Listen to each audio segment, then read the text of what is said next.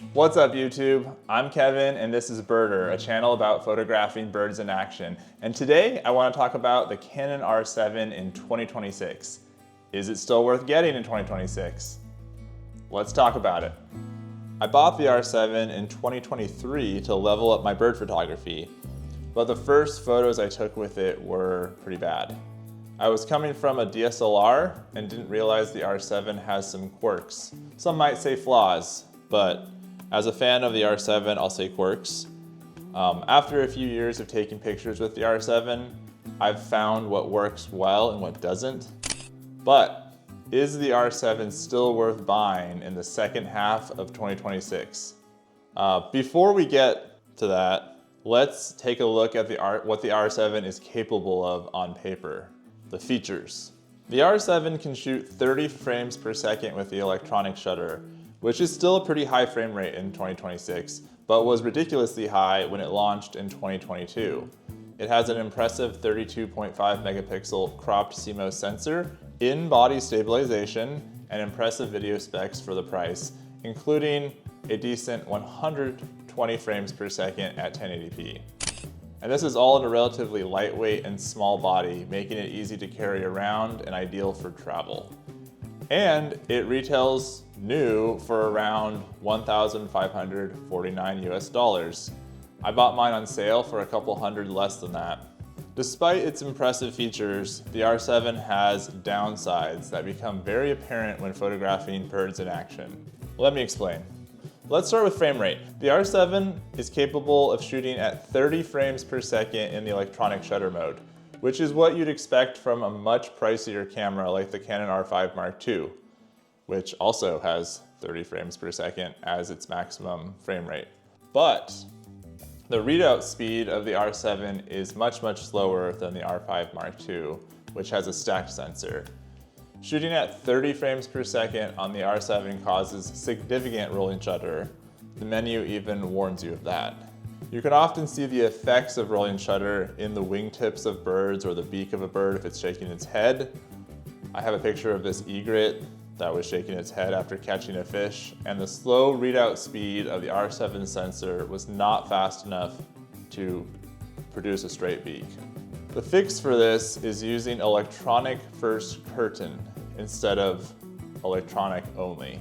I typically avoid the pure mechanical shutter because it closes pretty forcefully, you can hear it, and that also may cause shutter shock at lower shutter speeds where the whole camera is basically vibrating, and that affects the picture quality as well.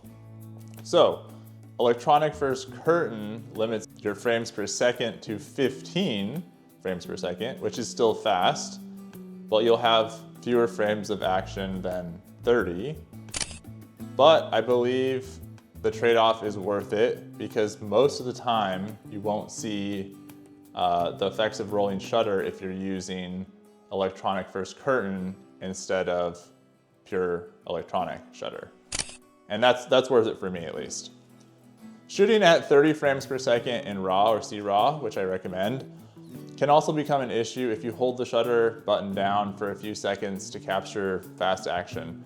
The buffer on the R7 fills up very fast, and you won't be able to take another shot for a while the buffer clears.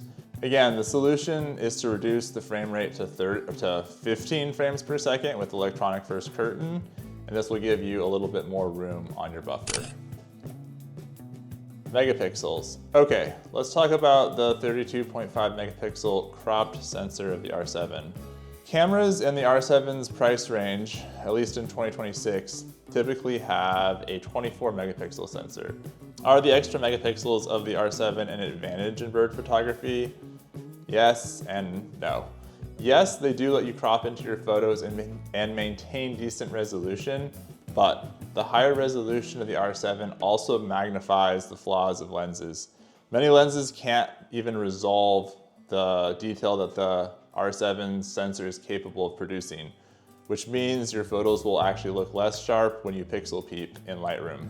On 24 megapixel cameras, it's actually much harder to notice when a lens isn't insanely sharp. So the key to taking advantage of the R7 is using high quality glass, which is kind of counterintuitive because it's a cheaper camera. So luckily there are some RF lenses that tend to be sharper than their EF counterparts that are still in a reasonable price range. One of them being the RF 100 to 400, which is a 160 to 640 millimeter full frame equivalent on the R7. And that can deliver some pretty sharp images, but it is at f8 on the 400 millimeter end. All right, autofocus. The Canon R7's autofocus tracks birds in flight and is often very accurate at locking onto a bird's eye from a distance. But the autofocus has one main flaw that drives me absolutely crazy sometimes. The focus has a tendency to jump off the eye, seemingly at the last millisecond. This can happen even if the bird is not moving, just sitting on a perch. Even when the focus box is on the target, you may discover later that it actually focused on another part of the bird or on a nearby branch. This flaw in the autofocus is most noticeable when you take a burst of photos, especially at 30 frames per second, where you might notice that a couple of the photos have the eye in focus, but then the rest, the focus landed somewhere else, which doesn't make too much sense and doesn't happen on my R5 Mark II. This missing of focus really hurts your keeper rate. In my opinion, the autofocus, not the rolling shutter, is what holds the R7 back from being an absolute top-tier bird photography camera. It's still a great bird photography camera, especially for the price, but you need to be aware that the autofocus is not as accurate as it looks on the back of your camera. I've gotten lots of sharp, in-focus photos from the R7, even in challenging conditions with fast subjects. But I've also experienced the pain of getting home, downloading my pictures, and seeing that the eye of the bird was soft. If I didn't own other cameras that were better at nailing focus on fast-moving birds, I would probably assume the R7 was doing a great job. But it's really only doing a decent job. Better than my old DSLR, but not as good as the R7's on-paper specs would have you believe. Before I get into who I think the R7 is for in 2026, let's touch on video capabilities.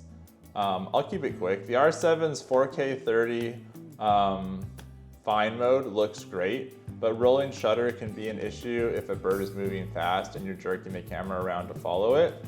The R7's 4K 60 is decent, especially for social media and YouTube, and it's nice to be able to slow down the footage a little in a 24 or 30 frame per second timeline. The R7 does lack 4K at 120 frames per second, but it does have a decent 1080p at 120 frames per second. So it has slow-mo, but not in 4K. Overall, the R7's video capabilities are very impressive for the price of this camera. In 2026, does the R7 offer exceptional value for the price? So at the time of making this video, the original R7 retails for around $1,549 US. I think it depends on the type of photographer you are and your goals as to whether that's good value. With the release of the R5 Mark II in 2024, the original R5, an excellent bird photography camera, can be had for around $2,100 US on the used market.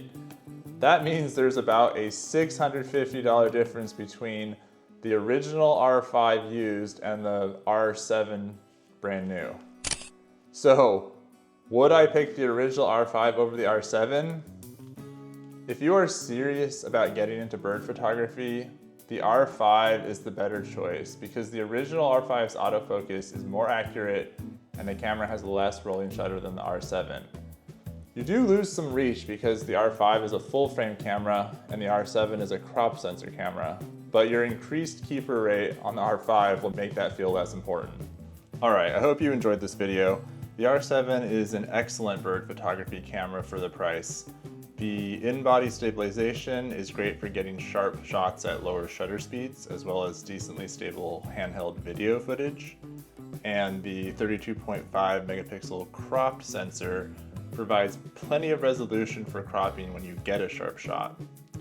And that's kind of the main takeaway. Getting images that you're happy with on the R7 can be challenging because the autofocus can be jumpy, the high resolution sensor makes older lenses look softer, and the mechanical shutter creates vibrations while the electronic shutter creates rolling shutter. But with a sharp lens and using electronic first curtain, the R7 is very capable of sharp shots with tons of detail. If you're willing to put up with a lower keeper rate and some frustrating misses, the R7 is an exceptional bird photography camera for the price. That being said, if you have the budget, the original R5 is probably the best overall value in 2026.